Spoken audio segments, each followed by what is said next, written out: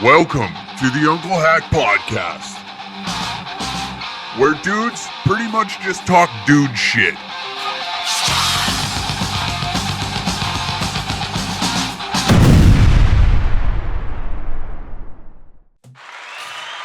Oh, baby, do you know what it's worth?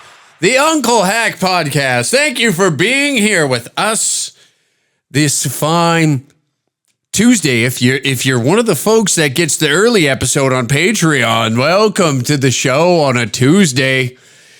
If you're one of the meanies that just like the free content, then fine, all right, take it, soak it in, do as you will, do as you please, okay? Patreon.com/DangerCat69. Well, let's get this out of the way nice and early. Upcoming dates, stand-up dates. What do you want? What do you need? Who do you want to see? Myself, Brett, Sam, it don't matter. Either one of us, all three. August 27th, Edmonton, Alberta at the Comic Strip. September 3rd, back in Calgary for another Danger Room. September 8th in Olds, Alberta. September 15th in Salmon Arms. September 16th in Castlegar. September 24th in Vancouver. October 1st, Minneapolis, Minnesota. And December 3rd in Plano, Texas. Ladies and gentlemen, had a great weekend over the weekend. If you follow me on Instagram, you'd see that I was back in the motherland. Put a little photo up. Let the folks know what I'm up to. I'm an influencer. You knew that. I knew that. We all knew that. I like to go online and just show what my exciting life consists of. You know? What a life without drugs and booze looks like. Ooh. I know. Well, you spent all these years saying, building this brand, heavy metal, heavy women, heavy drinking, and now you're giving up the drinking? It's because I'm too damn good at it. You know, I'm too damn good at it. If you want to watch somebody self-destruct in a fast manner, you give me liquor, okay? And watch it all fall apart. Watch it all come crumbling down. I hit ground zero faster than the Twin Towers. Buddy, you pump about, I'd say, what's a good night for me? I like to start with a few beers, ice cold, you know, like where it stings, you know, the beer sting that you get. You take a good swig off a cold beer, and it's like, ooh, it's like brain freeze off a Slurpee when you're a kid, but like in the throat. You know what I'm talking about. Like, it's like, oh, you get the, but it's a good hurt. I like to get about 3 or 4 of those in, just ice cold sarsaparillas going down my gullet. And then I start sniffing out the hard. Get me a few whiskeys, please. And thank you.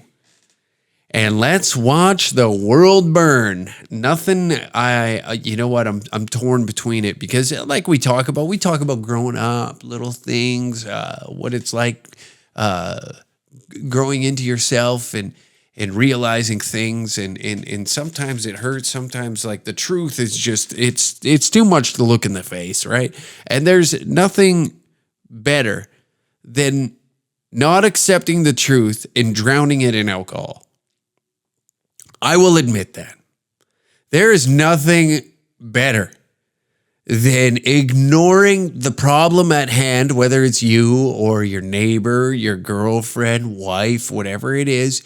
Nothing better than ignoring the problem that exists right in front of you and destroying yourself with a bottle of whatever liquor of choice and forgetting your problems till the next day. In fact, getting so drunk, you probably make them worse.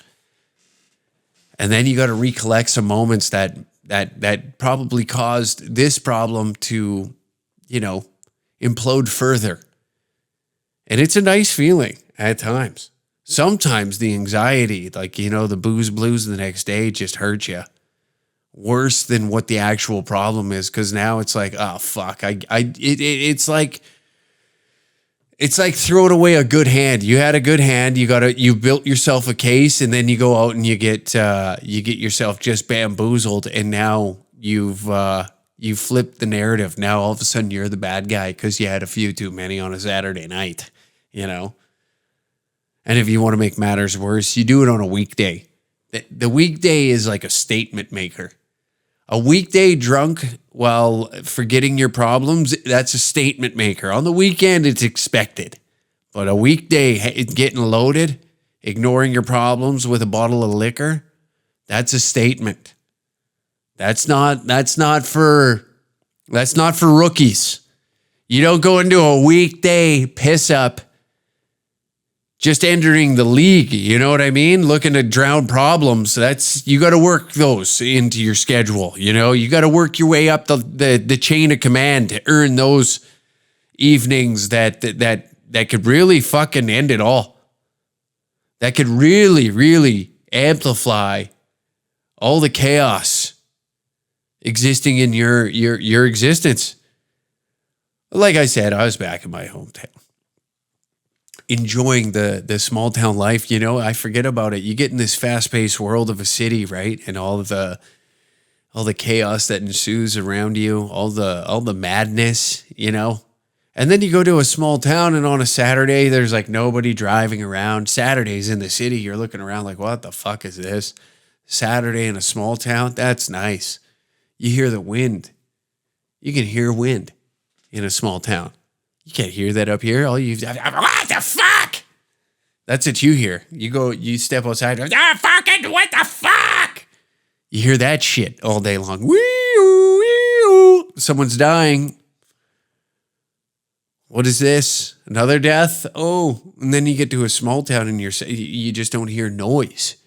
You hear wind, and you start thinking, what the fuck is this? You forget, right? You forget these things. And listen, I will go to bat for small towns any day of the week. I fucking love my hometown. As much as I shit on it, I love it there. I love the people.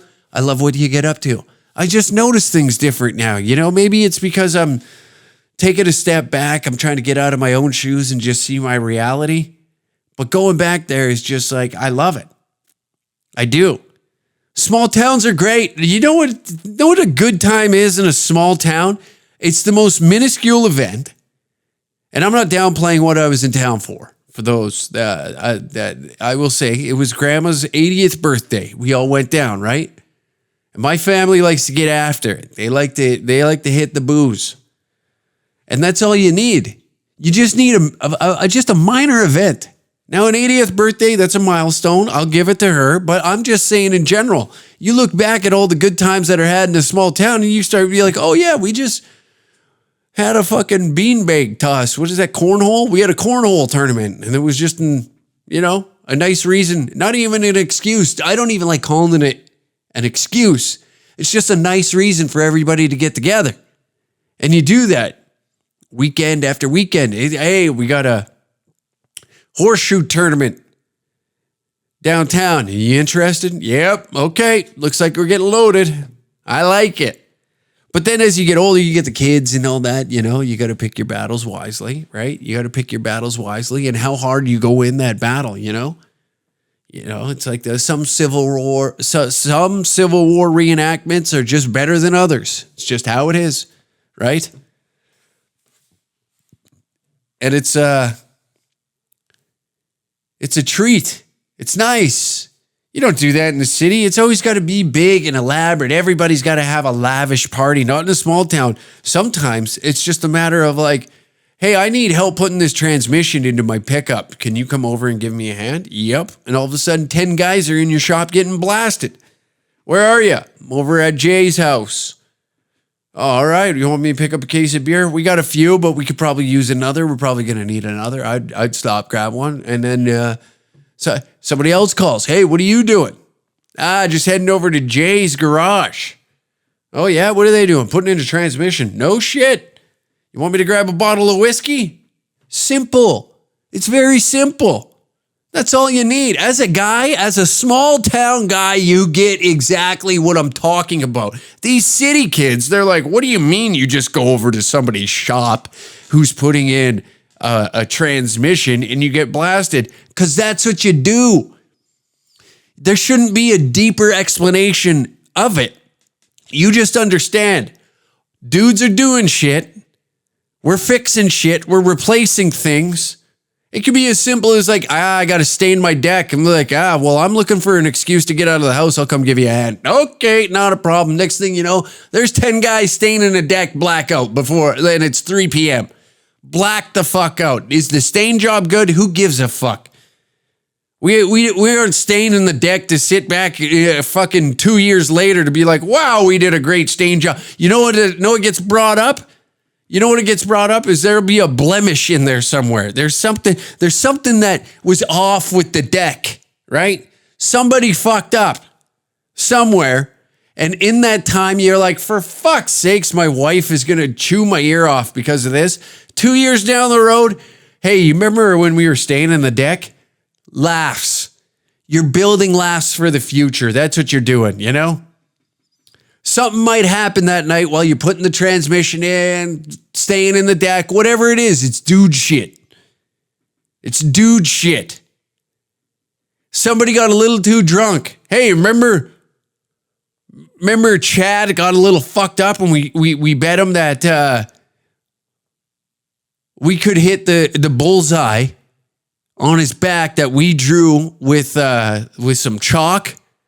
Some chalk. I don't even know how we got the chalk to stay on him, but we shot Roman candles at him, and we bet him that he couldn't take 6 of them, all bullseyes, and then there were some side bets. Then we're like, okay, it started as, actually it always starts as like, I bet you can't, and then it turns into something, then side bets like, I bet you can't take 6 shots from a Roman candle. Oh yeah, I bet you I can. How much? $100. Make it 2 and you got a deal. Then there's side bets. Okay, I'll bet you I can hit the bullseye more than you. Oh yeah, really? Is that so? Another bet. Then that's something that you talk about in the future. It's a story. Another little story in the book. Another little chapter made. That's how a guy's life works. We look at things as chapters. We do things together. That's what I love about the small town, man. It's great. The guys get together more often than they do up in the big city. The big city stuff to get around. You got like, oh, well, where do you want to meet? You want to go to you want to go to a tapas? What the fuck is a tapas? You know what I mean? I'm not built for this shit where city walls and all this fucking fancy food and all that. And it's like, hey, grab a pack of hot dogs. Come over to Jay's. We're putting in the transmission. We'll barbecue some hot dogs. We don't even have buns. You know what I mean? You don't even have buns, and then there's an old ketchup bottle in the fridge in the garage, and you're just like, I'll just squirt it outside on the gravel, get a little ketchup on my dog, and we'll be fine. We'll be good, right, guys? Hey, fuck, we got a pack of dogs, case of beer. What more do you need? Very, very easy to please the fellas down south. That's why I love them. I have a great time going back. Any small town, really. And it drives me nuts hearing these things of like, this place is a shithole. It is, yes. Every small town I go to, everybody says the same thing. Oh, this place is a shithole. Duh. That's what makes it great. Quit trying to, don't buy into this fucking bullshit you see on TV and like, oh, small towns suck. No, they don't. They're awesome. Very simple living, Up here, you got these. First off, the women all think that they're part of some sort of Kardashian clan. Oh, we're going for tapas. Like, I don't even know what fucking tapas is. All I know is it's overpriced, small portions of food that I don't want. That's what I know. You go to a good small town bar, what do they got? Chicken wings on special, 7 nights a week. Perfect. Sounds great to me. That's all I needed. Didn't need all this fancy shit. Oh, well, let me put on a Michael Kors purse. Michael Kors purse? What are you talking about? I don't want to fucking hear about the Michael Kors purse. I don't give a shit about the Michael Kors purse. Half my friends are still in work clothes. And we're going for dogs and Bud Heavies down at the shop. That's a good night. That's some tapas right there. That's some brapis. You know what I mean? Bro tapas. Sign me the fuck up. That's what I'm talking about, brethrens. You know what I'm saying, boys? You know what I don't even need to explain this to you. That's the best part. I don't even need to explain this shit to the fellas that listen to this podcast because they're like, yeah, Hack, you fucking get on with it. What are you talking about? Yeah, we already knew that shit. You moron. But there are some city folks that listen to this shit that don't get that, right? They might understand it. So I love the small town, baby. I love going back. I love smelling the air, especially during harvest time. You know, you get the whiff of the crop being pulled out of the land. You know, that's some good eating right there. The boys are putting in a hard shift. They're in the tractors all day. They're making sure that you're all fed. All you fat fucks, you need onions on your burger? Well, don't worry about it. Hoove and the boys got it covered. You like a little French onion soup? What's up, Hoove? You fucking pulling the onions, hey? Atta boy. OG listeners of the podcast know who old Hoove is. Mike, for those that don't know, that's my cousin down south, big farmer down there. Got a chance to sit back, kick the feet up, toss a few whiskeys down my yap with him, shoot the shit. That's great. Me and him have this thing where whenever I go down there, I stay at his place, right? And we have this thing is like I don't go as hard on the sauce when I'm out and about with him. I'm usually I'll be like, you know what, buddy, fucking, you worked all day. I didn't do jack shit. I'll drive. I'll make sure we get home. And then when we get home, then we crack a bottle of Gibson's and we sit there till one of us starts falling asleep at the wheel, you know? We'll throw in some YouTube. We're throwing fucking videos around. We're bullshitting. We gossip like the fellas do. You hear about so-and-so? And then you fucking, you know, small town gossip. We get up to date and on each other's lives while tipping back a few whiskeys. There's nothing better. There is nothing better. You know? Nothing. Here's the thing, is like you can go through a depressive moment and like maybe the sauce might not help. Maybe you like smoking a dub, but whatever you're into. There is nothing better than a nice conversation and just a glass of whiskey, splash of Coke, Pepsi, whatever it may be, ginger ale, however you want to, whatever your blend is, brother. And just a nice conversation. That's what I've enjoyed now in my 30s. You know, when I was younger, I needed the loud music. I needed to be around people. But now I start viewing these people in like nightclubs and stuff. It's a young man's game, as it should be. That's why I find it cringy when you see like 30-year-olds getting bottle service and whatnot. And it's like this elaborate, very boisterous behavior to draw attention to themselves. And it's like, as you get older, you want less attention. And I know that's very like retarded of me to say, meanwhile being in something like stand-up and media and creating things. But like, let's be honest, you know, this is the most popular podcast on the planet. It's very hard for me to move around and do whatever. So, you know, like drawing that type of attention to me is just too much. I can't be out in public doing that. You know, like this podcast is getting like on average 1,200 views an episode on YouTube. Pfft, are you crazy? I gotta hire detailed security just to go to the fucking Save on Foods and grab a couple of dogs before heading over and chatting about what transmission you're putting in the fucking Chevy. You know what I mean? It's getting out of control. Oh, like I'm saying though, it's like there's a point in a man's life, a real man. You know what I mean? Not these fucking.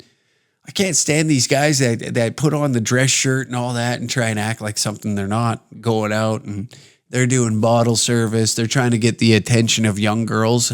I'm now at the age, dude, where young ladies, you know, like 22-year-olds where they're like firm and you're like, they're hot, but like in reality, you know, the young hot babes aren't looking at this, okay? My road, that chapter has been written. It's over. The young sniz isn't taking a gander over this what this is right here. I don't even got nothing in the tank for that, you know? They're not taking a boo over in this direction and being like, okay, yeah, I could lower my standards for that. And it's like, yeah, your standards would be in the negatives then at that point, you know? I get it. I totally get it. This ain't for you. Okay. This is for like rebound moms that are just going through their first divorce, you know, and the confusion of it all. You thought that this was forever. You wrote vows. You thought the vows were forever. And then you look this direction and you're like, oh, that guy seems somewhat fun. But then in reality, I'm like an introverted loser at times. I don't go out in public.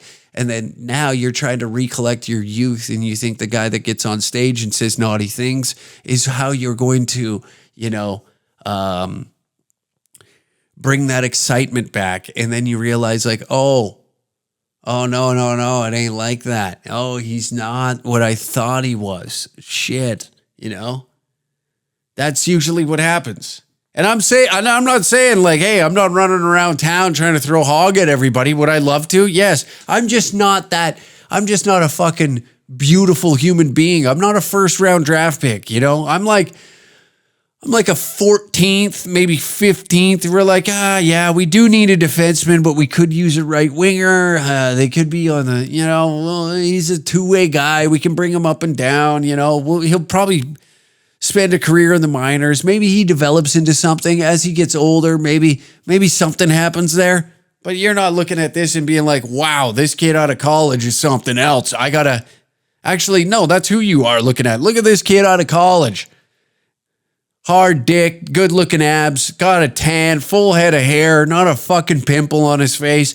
Let that thing blow my fucking hole out. Let that thing drill me out. That'll make the ex-husband jealous for wanting a divorce. You know, I'm not a jealousy fuck. I'm just a sport fuck.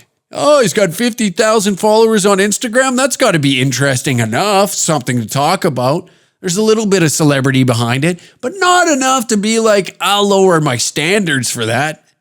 Maybe in desperate times. Yes. How the fuck did I get here? How the fuck did I end up talking about this? You know? That's the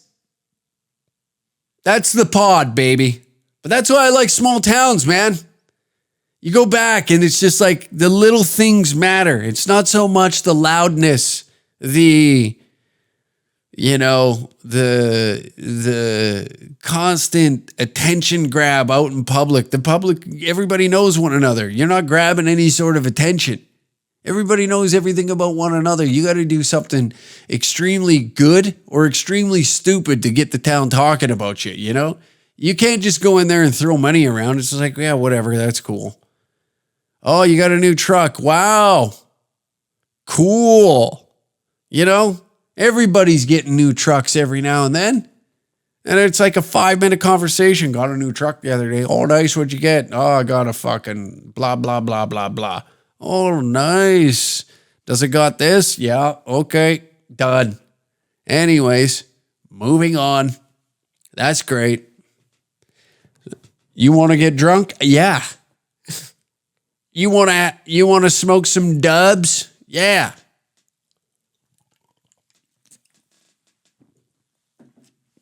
It's hilarious. But it was good to be back. That's what I'm getting at. It was good to be back in a nice little reminder because I get too caught up in the hustle and bustle of the world, or I tap too into the internet. The internet takes a little bit of my time. You know, you're constantly, what's the next story? What can we talk about? What can we joke about? What can I write about? So it's just good to kind of put the phone away, sit around folks that you're familiar with, you grew up with, you share a lot of memories with. You know, there's like a deep, rich history between your friendships and relationships. So it's like good to like reflect back on that and just shoot the shit with those that you grew up with, grew up around, your relatives. It's always great seeing them. You know, I got to see both sides of the family. My stepbrother got married on the weekend, so I got to see everybody on the old man's side. I got to see people on my mom's side. It was great, man. It was a perfect day in my mind, you know? And I'm bopping around shithole to shithole all throughout southern Alberta. It was great. It was beautiful. That's the shit I'm talking about. You know, we always, we take time on this pod and we like to rant and rave about politics, societal issues. You know, things that upset us, things that make us pissed off. And they play into almost like your ego into a sense to like be like, oh, I got to stand up and say something about this, you know? And it never pans out how you want it to. It's never like a positive thing. But then you go back home and you're just shooting the shit. You're having laughs. You're like reminded of just good moments. And those good moments then lead into, you know, it just like cures shit. And so when you can take a step back, and I hear that a lot now when I go home and be like, oh yeah, how long you in town for? Just long enough. Well, it's never long enough, you know, because it's fun being there. It's fun chit-chatting with everybody, getting together, having just a beer, or maybe even just getting together for a barbecue. It doesn't always have to revolve around alcohol, but like I said, a small town, they look for anything. You know, we're having a beanbag toss. Today, we actually just bought a bubble machine. We're going to fire off some bubbles in the backyard. You want to come over for a beer and see how this thing works? And we're like, yeah, fuck yeah, why not?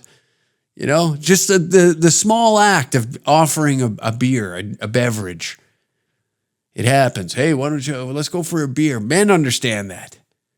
True dudes understand the small act of like going for a beer, you know? There's something about the beer.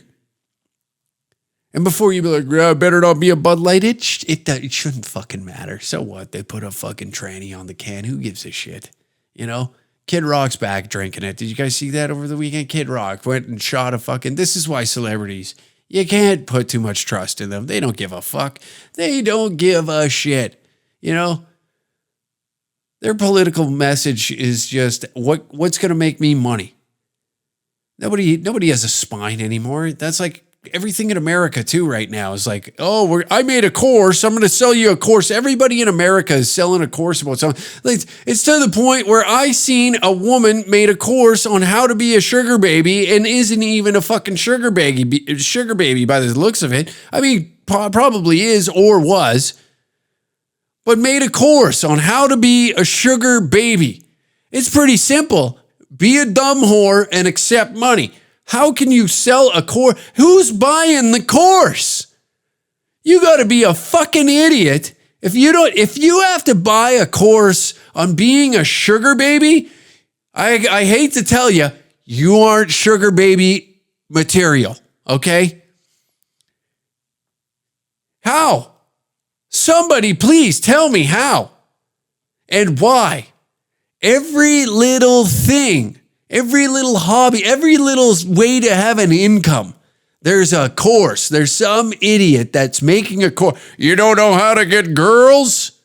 It's not even income. It's just every little minuscule fucking thing. There's a course. There's an idiot trying to sell you a course. Gary V, you're a dickhead. This is what you've done to America. You've furthered hustle culture to the point where it's like, listen, you're now a sugar baby. Do you want to have sex with old men and make money? You got to make a course for it. Now, some people just don't understand that, hey, maybe you have a vagina and you just don't know how it works. Listen to me. I'll tell you exactly what you got to do. You just got to make a course. Make a course, sell it to other idiots, and then you're going to grow your clientele. And then once you got to be at the top of your game, you got to hustle. And then you got to diversify your portfolio and head over to garage sales and start trying to buy things and sell it for twice as more on eBay.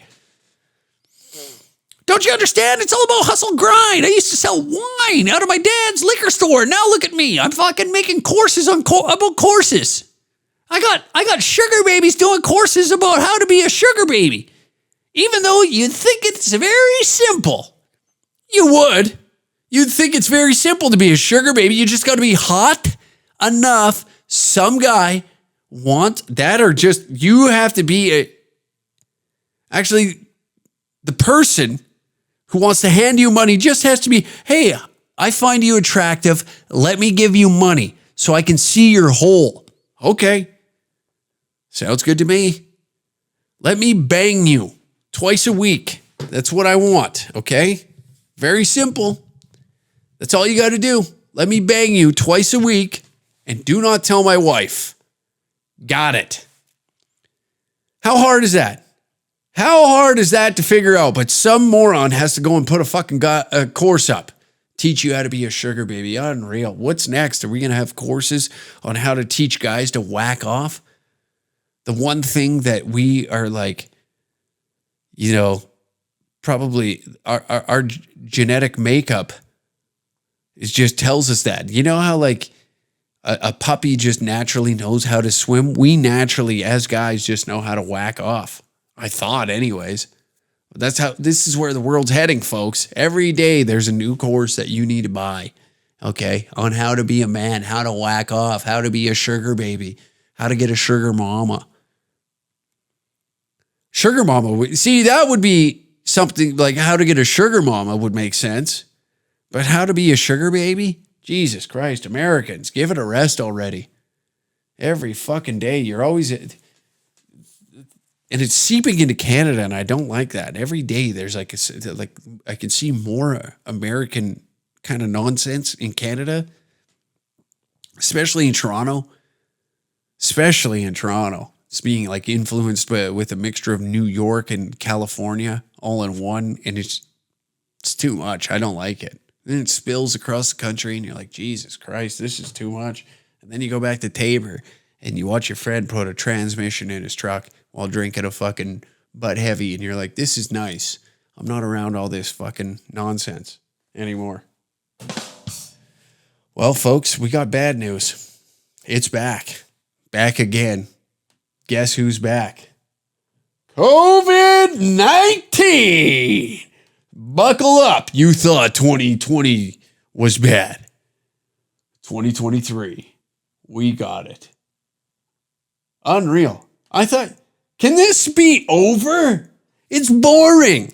I'm tired of it. You know what I mean? Like, what are you trying to do? This is what I mean about Canadians. We don't invent anything new. We don't create shit. The government puts too many barriers in front of creators. We can't make controversy. It's silly. It's dumb. And now we want to latch onto it one more fucking time. And we just keep feeding into the beast, you know? Like our pre-cum on this one was a lot, you know? Our government went out and bought like an absorbent and actually just a grotesque number of like COVID vaccines, and everybody was like, all right, we're done with this. And now it's like, we need to flare this back up again. We got to put these vaccines to work, you know? We got to make sure that the folks are getting jabbed up, but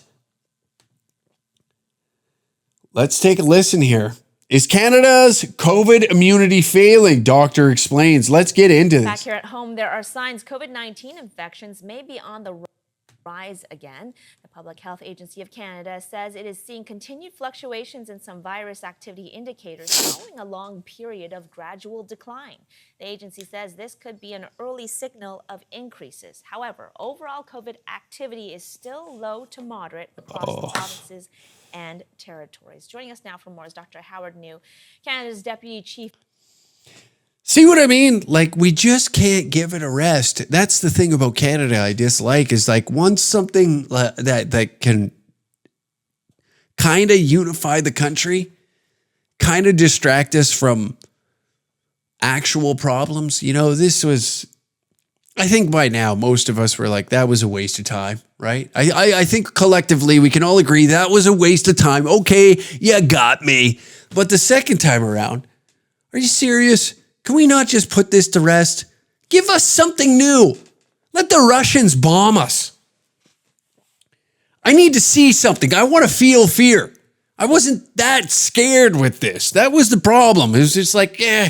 And now with the rising cost of just life in general, housing, groceries, the rising inflation happening on your mortgage rates, all that, just the cost of living has gotten so absurd that it's just difficult to like take, you know, breathing serious, you know? So when you hear this, it'd be like, if it's an infectious disease, can you make it lethal? Because I really don't want to get up and go to some bullshit marketing job, okay? I'm tired of shingling roofs.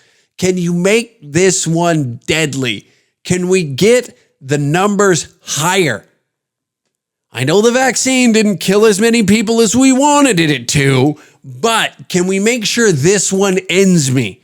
because nothing I hate more is getting up, scratching my head, looking at the bill spread across my table and be like, well, do I want power or do I want water this month? Do I want to skip my rent or my car payment? Which one is it going to be? Do I want a fridge full of groceries or a full tank of gas to go back and from work? To and from, I guess, back and from. That, you get what I mean, you know?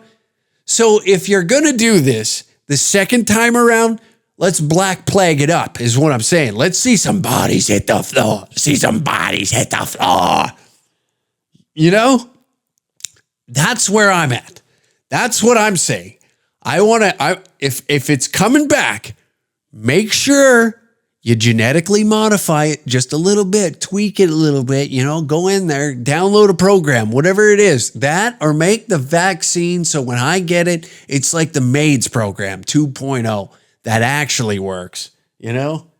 That's what we need. We need people to hit the deck because it's getting too, I can't take it serious. You know what I mean? I can't go through another 2 years of arguing with fucking security guards. I can't go into a 7-Eleven and the old hag behind the counter that's just trying to make ends meet has to play into this and be like, listen, there's rules I got to implement around here. I got to enforce them because you know what? The cops are too busy setting up speed traps around the city. That's what they're doing. Instead of like fighting actual crime and everything, they put this on our shoulders. So now we have to police ourselves with these mandates that were put in place. And where's your mask? That's coming back. Are you kidding me?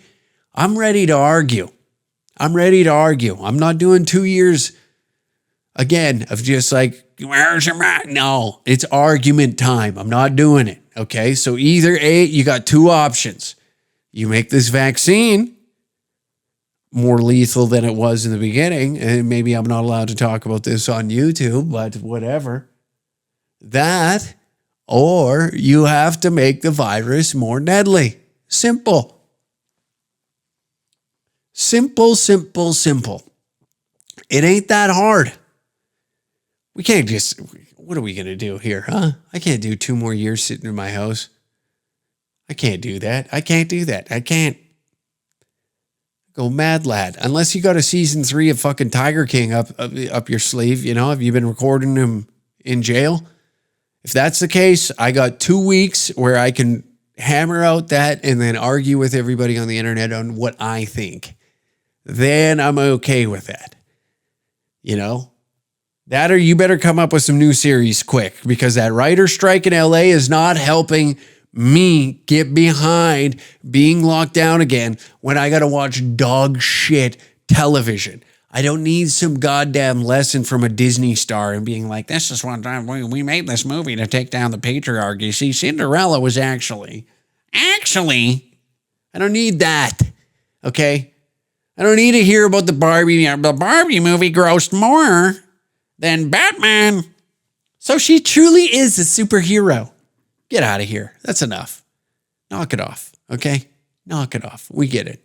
A plastic doll that has caused more issues with female identity and how they perceive themselves, right? Has caused more issues than the patriarchy itself. Okay?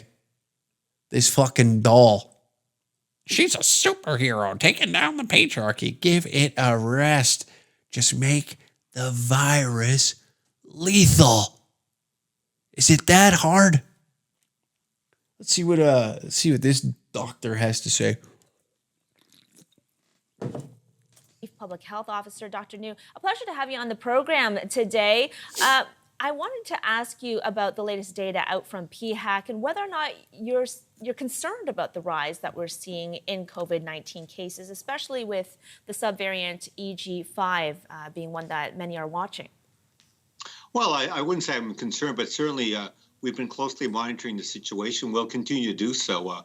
For example, with our wastewater surveillance, the EG5 0.1 subvariant that you just mentioned. We've been seeing that in Canada since about May of this year. And so we're monitoring the situation. We're obviously working closely with our provincial and territorial colleagues to look at the case counts. We're looking at hospitalizations, which we know is a lagging indicator.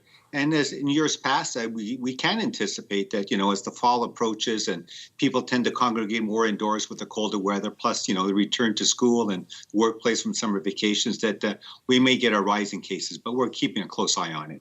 Well, given that it is not fall yet and that many people in this country are still enjoying time outside where they can, is this rise that you're seeing, though, if you could put it into context for us, is it an indication that perhaps our immunity as a group, as a country, as citizens, is starting to wane?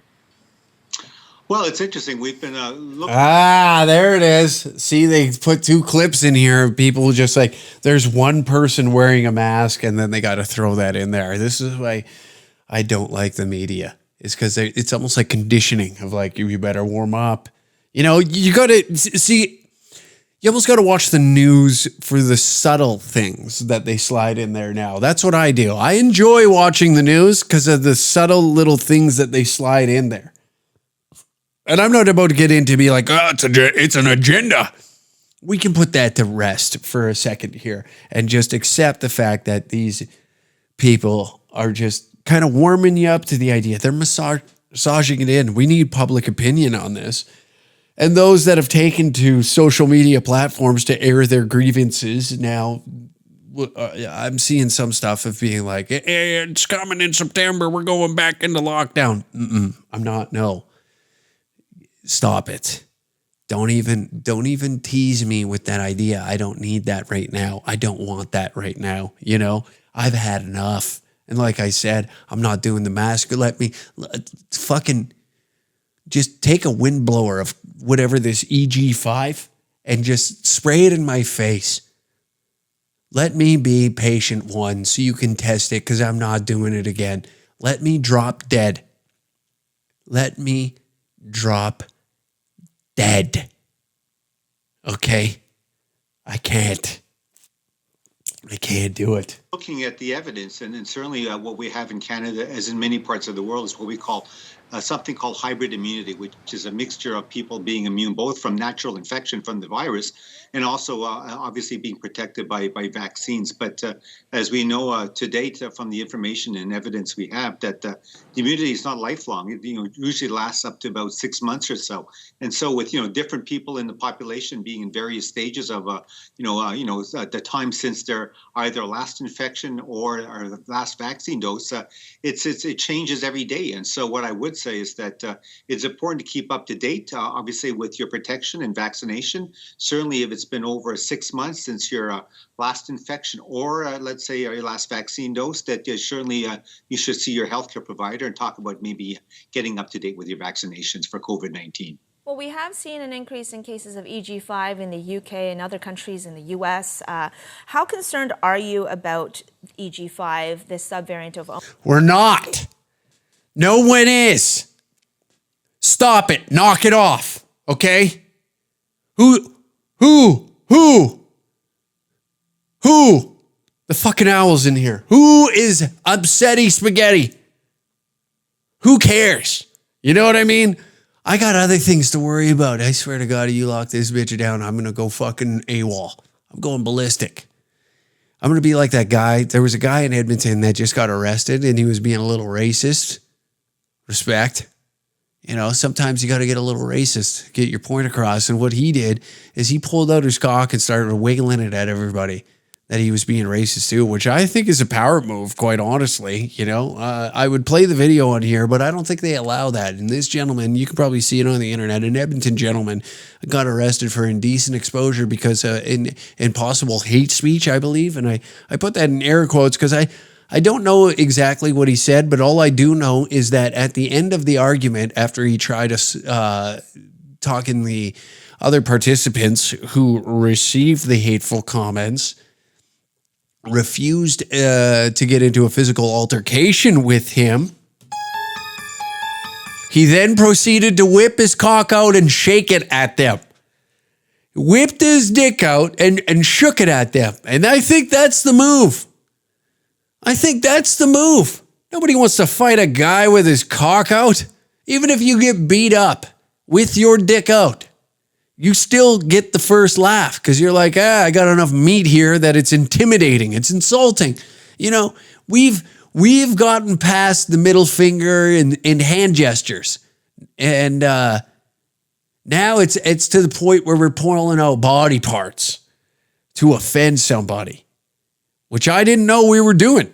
Unless this guy's a pioneer in this action. I didn't know that was the next thing that you could do that could piss somebody off. Obviously, yes, it would upset me a tad if somebody pulled their wiener out and called me a fag, and it'd be like, oh, what the hell? That's a mind melter right there. You'd have a tough time coming back from that one, you know? You'd have a difficult time to explaining yourself. You mean to tell me, imagine that. Imagine, okay, we're back to putting the transmission into the truck. We are hanging out in the shop and you look at it, you're not going to believe what happened to me today. Some guy called me gay, whipped out his dick and wiggled it at him. I'm like, did you look at his dick? Yeah. How could I not? Well, it's kind of gay. He gotcha, you know? It's like the classic when you'd write in textbooks and you're like, if you read this, you're gay. And you're like, fuck's sakes. God damn it, you got me. And then you got to defend yourself. And they're like, no, I'm not even that. I'm not even gay. Why the hell is this happening to me? And you got to like defend yourself in the story. And they're like, yeah, he handcuffed you in that situation. There's no coming back from that. He whipped his dick out at you. How the hell are you going to rebound off that? You're not going to rebound off that. That's a tough one that's a deep hole to dig yourself out of. I'm sorry, ladies and gentlemen. And sometimes that's the cold, hard truth that we like to talk about on this podcast, opposed to others. You know, we've been labeled a far-right accelerationist group for quite a while now. And I'm behind the progressive movement. You know what I mean? Like here's his problem. All he needed was like a pride pin and he would have got away with it. I would have got away with it too if it wasn't for these goddamn straight males. Unreal. Isn't that something? You can whip your dick out in public as long as you got the flag. It's like a hall pass for voyeurism, I guess, in a way. Is that what it is? Exhibitionist? Or I don't know what the fucking word is. Pervert. You can be a pervert. So are you telling me right now, and see, this is my brain working in real time for you fine folks. You're telling me I could sexually assault women as long as I got the pin on? Uh-oh. As long as I got the pin on, I can go grab some tatas and be like, listen, I'm gay. I just like your rack. And then, oh, that's wonderful. Yes, no, not a problem. You know, it's like classic. You know, it used to be like you'd pretend to be gay to see your friend's titties. You know, I don't know. You get what I mean? There was like cases in movies and shit like that where one of the guys would pretend that they're gay and then they get invited to the girls' sleepover. Hey, he's gay. And then the next thing you know, they're changing in front of him in the movie. And it's never like that in real life, but it's always fun to fantasize about. If I could really play it off that I'm a fag, I could do some real straight shit. Isn't that something? If I pretend that I am gay, I could see some knockers free of charge. I don't even have to do anything. I don't even got to say nice things about these ladies. I just got to pretend I'm gay. That's it. I got to show just like disinterest. That's the trick. Maybe it is. Maybe that's the trick. As soon as you're like disinterested in a woman, it seems like they grab a gear. That's the move. And like if you're gay, then that all of a sudden there's no interest in seeing the hammers, you know. Me, on the other hand, it'd be very difficult because I'd be oogling. I'd be, jaw would drop and be like, I've been Dreamweaver. You know, that song would be played in my head and they'd be like, it'd be like that shell shock sound effect going on where I don't hear any of the activities that are going on around me, any of the conversation that's taking place, and be like, do you like them? And then all I got is Dreamweaver playing in my head and the burnt image of her nice little perky nipples stuck in my frontal lobe. That's it. See, it's very easy being a guy. Like you just see a pair of titties, your day's made. You have a beer with your friends, your day is made. We're like dogs, you know, golden retrievers. Very simple things to keep like happy. Very, very simple. True dudes, anyways. You know, we don't need designer clothes. We don't need like expensive things. You know, our hobbies can be expensive, but we don't need them. We can find other hobbies. You know, hell, you could have fun just like kicking a fucking can around a street. And you can find a can anywhere. Very, very easy to please the boys. It's a nice life. It's a great life.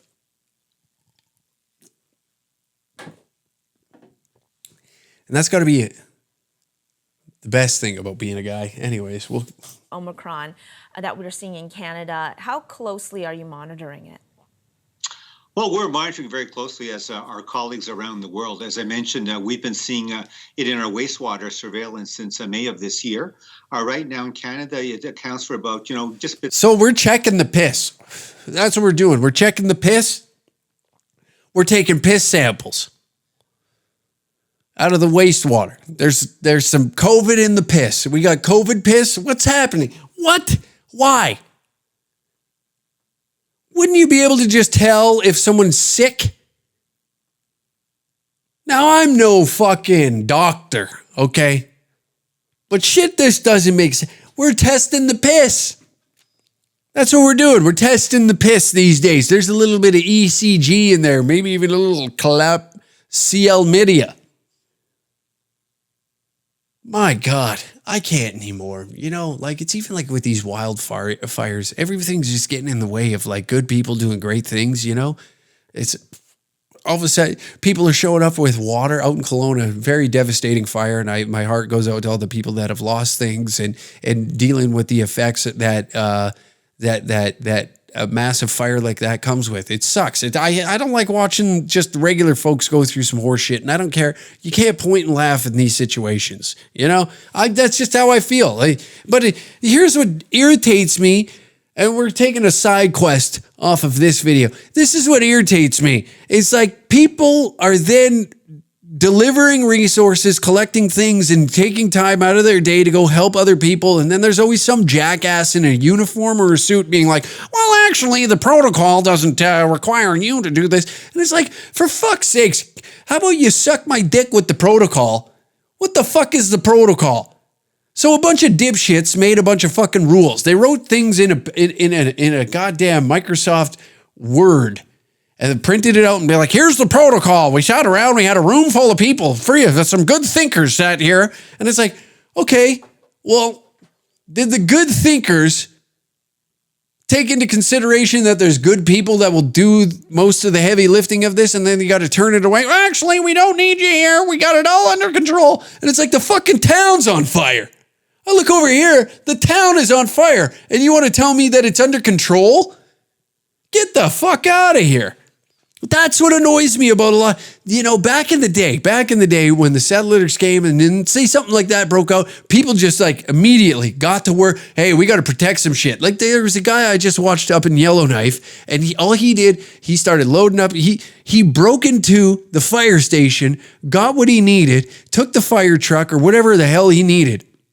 I don't know if he got the fire truck or just like there was a water truck of some sort, or I don't know what he got his hands on, but he got his hands on something, and then he started helping everybody, you know? Well, actually, the protocol says, get your fucking protocol, shove it up your ass. How about that? You know what I mean? There's too many of these people floating around. Well, actually, you know, those folks just get in the way of everybody just like, hey, we could have a good life, and then there's always some jackass in some sort of uniform. Well, actually, we're monitoring the situation quite closely. Are you, though? Because I'm seeing a fucking city on fire right now. Maybe you should stop monitoring and get your ass to the task at hand. You ever think about that? Well, actually, our protocol says we got to watch this place burn to a crisp, and then we go in and assess the problem. Assess the problem? Aren't we assessing it right now? The fucking town's on fire. I can see it with my own eyes. There is a blaze set on the community center. Well, actually, once it's all done and burnt to a crisp and cost Canadians even more money because, the tax dollars are going to have to fund a little bit of this, it is public fucking property. So actually, it's even, I've seen some folks out in Kelowna that they were loading up boats and then going off to like West Kelowna and going and helping out people that don't have power, water. They're delivering water, food, whatever they need, gasoline for generators so they could get something going, maybe water pumps, whatever it may be. You can't come in. This is a danger zone. Shut up. You always got a fucking cop sitting there and setting up a little bit of a roadblock. And they're like, it's like, don't you go set up a speed trap. Go somewhere else, set up a speed trap, let the fine citizens take care of this because they'll get it done in a much more timely manner before you jackasses even set up a fucking roadblock. These people could have probably a good portion of the fire out that could affect people's living situations and possibly ruin their lives, where they lose everything. But no, make sure you get your roadblock in, I'm just tired of the authority that does nothing. It irritates me so bad. As I'm watching this, I was at my mom's house and we're viewing this, and then it took some guy, and then they throw the police chief on there. We're trying our best out here. We're doing our damnedest. And I'm sure a lot of people up there are going hard. I'm not discrediting them. I'm saying these morons that sit in fucking rooms and what you're doing. You understand what you're doing. You know what the problem is. And you probably have a fucking solution. But the mandate, the itinerary, whatever word you want to, the protocol states, even though the protocol's bullshit, we got to follow these rules. Fuck the rules. Fuck the rules. Is it that hard to see? Are we so disassociated with problem solving in this time, this era of existence, that just a simple thing, fire. Okay, I see a fire. I need to put it out. No need for protocol. Well, actually, we did a bunch of training. Oh, you did? Why don't you get those women that were in Banff up here? Is that who's fighting the fire? It's climate change. All right, enough. That's what I need is another tweet about climate. Well, actually, it's the climate change that's caused. Climate change? The buildings haven't even finished smoldering. And we want to have the climate change talk. You know what I mean? Families haven't even sifted through their ashes of things that once existed in a home that catered to all the family members. You can't go, and you want me to sit here and be like, yeah, you know what? It is climate change. Kiss my ass. Drives me up the wall immediately. Instead of being like, humans right now are going through some shit, regardless of their political agenda. Now isn't really the time to sit back and be like, hey, you lost everything, sucks to suck. You know what I mean? Instead, if you just allow Canadians to problem solve, we'd probably get it done faster. And people would probably have a bit more of a support system opposed to just being like, well, the protocol. Let's go through the protocol quickly here before we start sifting through all of our ideas before... what we need is about 19 more buildings on fire before we can turn the taps on. Okay? And then everybody wants to run to say, it's fucking climate change. Trudeau didn't let the fucking news, man. I think it's very clear that we all knew Kelowna was burning. I don't think it has anything to do with Facebook and Meta. Or Instagram, Google. I'm pretty sure a lot of us knew about the fucking forest fire. Well, and Big Trudy wants to come out and be like, well, if Facebook and Meta didn't have this in place, then why'd you put the fucking bill in? It's pretty easy to recognize, like, you're the dumbass that shot himself in the foot with this one, but we all want to just argue instead of just being like, hey, this is the issue. Now it's climate change. Hold on. Pump the brakes. There's some folks across that lake that don't have water. Yeah, they probably would have water if Trudeau didn't block the news. And it's like, hey, relax. All right, we get it. They need water. Well, I wouldn't turn that boat on. It's going to cause CO2 emissions. Jesus Christ. When does it end? Fucking all it is. That's enough of this. But that's all I'm saying. Protocols, new rules, fucking fall in line. Now's a great time to have a rebellious spirit. If you want to pile a fucking bottle of whiskey in you and scream at the sky, I applaud you. I do. I applaud you, and I wish you well. I wish that works out. You know, it's all falling apart. So enjoy it, folks. The end is near. The dollar's crumbling. Everybody's looking around with their heads up their ass. We got this guy to blame, that guy to blame. We blame the sky. We blame the ground. We got all sorts of things to blame. But one thing you can't blame is everybody else for you not having a good time while this is happening. That's an internal issue. So if you want to sit back and be miserable about it, by all means do so. But nobody, and I repeat, nobody's coming to save you. So enjoy yourself. It's all crumbling beneath us. We all want to cry. And I know a few episodes ago, I was upset. I think it was last week. I was enraged watching all that shit. Had me upsetty spaghetti. But we're back. And I seen the positive. I went back home. That's what I did. Got a little sense of community once again. Felt the good vibes of a small town. And I encourage all of you this weekend, if you're in Southern Alberta, go check out Tabor Cornfest. Tell them Uncle Hack sent you. Tabor Cornfest this weekend. I cannot wait to see the headlines of the nonsense that went on down there. And thank you again for listening to another episode of the Uncle Hack Podcast. Tune in every Thursday at 3 p.m. Tell your friends. Leave an iTunes review, if you will. That would be great.